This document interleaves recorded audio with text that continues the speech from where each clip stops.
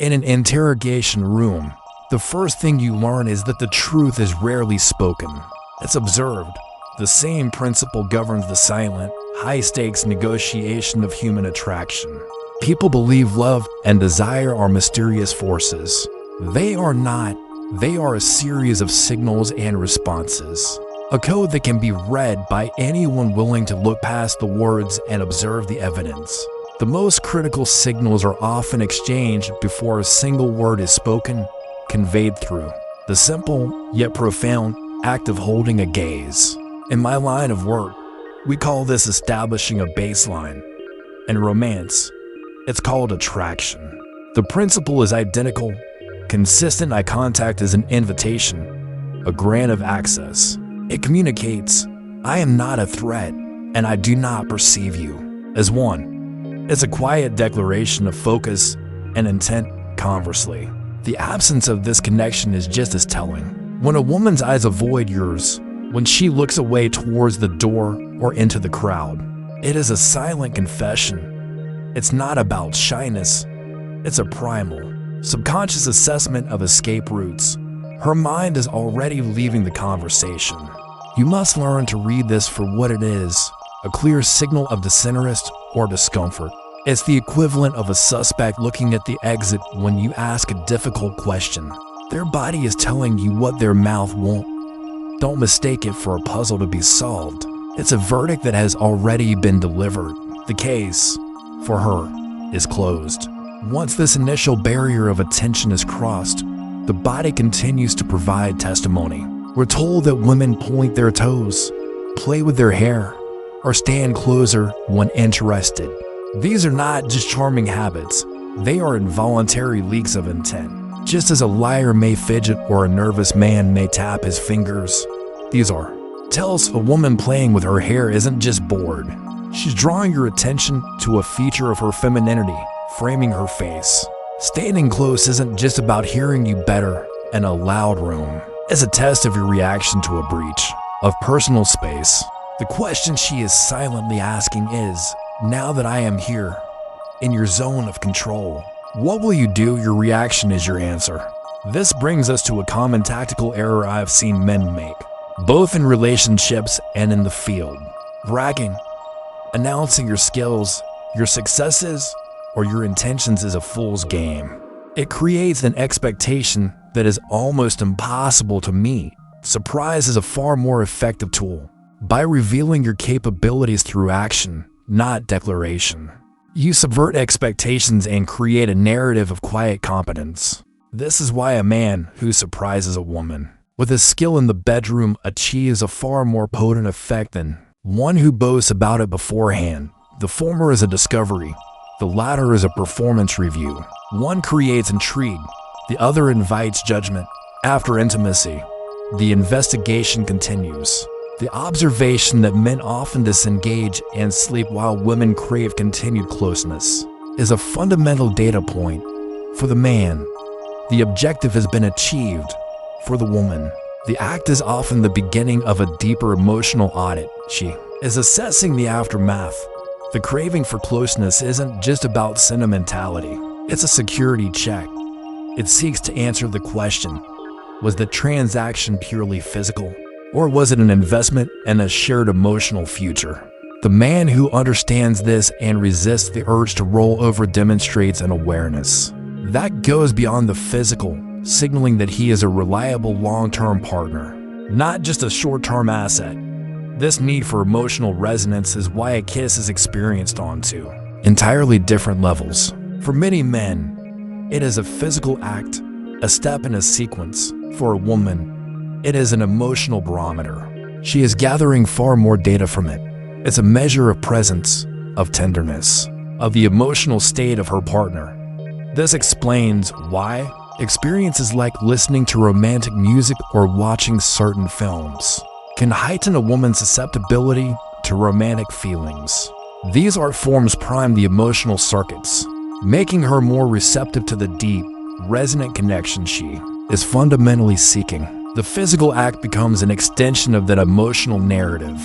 One of the most misunderstood pieces of evidence is the question, how do I look? The novice believes this is a simple request for data.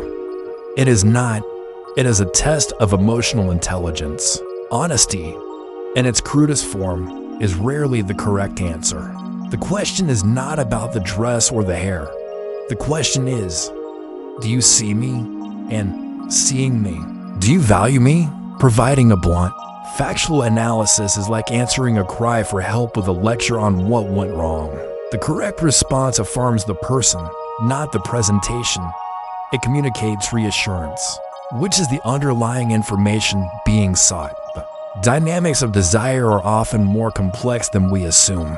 We are told that for a small percentage of women, orgasm is only possible through breast stimulation, or that for many, peak arousal requires simultaneous attention to multiple erogenous zones.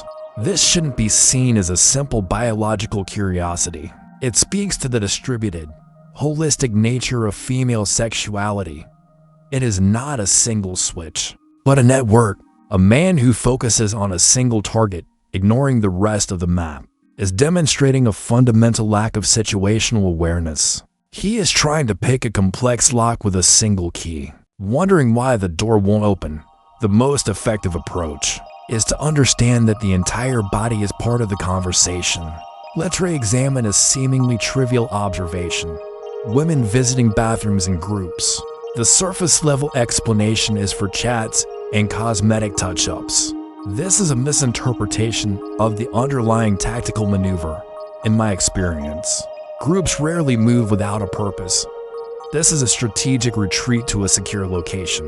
It's an opportunity to share intelligence, to cross-reference observations about the men they've just met, to confirm or deny suspicions, and to align on a strategy for the rest of the evening. It's a private debriefing session.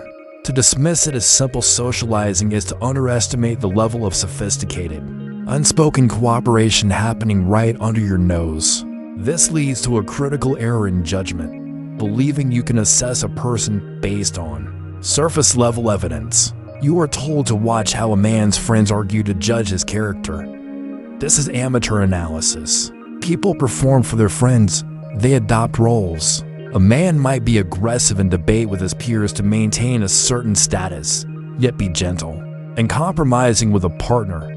The evidence is contradictory and unreliable. Similarly, the belief that women dress for themselves and not for men is only a partial truth. A person's attire is a costume for the role they intend to play that day. It is influenced by mood, location, and objective, yes, but it is also a signal to a target audience, whether that audience is a potential partner, a professional rival, or the world at large. To understand the motive, you must look at the context, not just the clothing. Loneliness introduces a dangerous variable. It functions like a chronic pain that can warp a person's judgment. A person suffering from long-term loneliness can become so accustomed to the state of isolation that they begin to accept it as their reality. But this acceptance is often a mask for a deep-seated fear. The fear of being alone can hold someone back from making the very changes necessary to escape it. It makes them risk-averse. They will cling to a familiar, unfulfilling situation, a bad job, a toxic relationship, because the fear of the unknown void is greater than the pain of the present. They are a prisoner who has become so accustomed to their cell that they fear the open door. Reaching their potential would require stepping into that void, and for many, that is a risk they are simply unwilling to take ultimately. You have to learn to distinguish between what is urgent and what is important. People spend their lives chasing things that can regain wealth, friendships, even social standing. But the vessel that carries you through it all, your body, is irreplaceable. Once it's gone, the game is over. Likewise, anger is a destructive trait that corrodes the person who harbors it far more than is intended. Target: it is a slow-acting poison you drink yourself. A person who lives a life in full, who understands these truths, is ready to die at any moment because they are not haunted by regret. They have not wasted their time on fools, on pointless arguments, or on the pursuit of replaceable assets. They have focused on the one case that truly matters, their own life, and they have seen it through to its conclusion.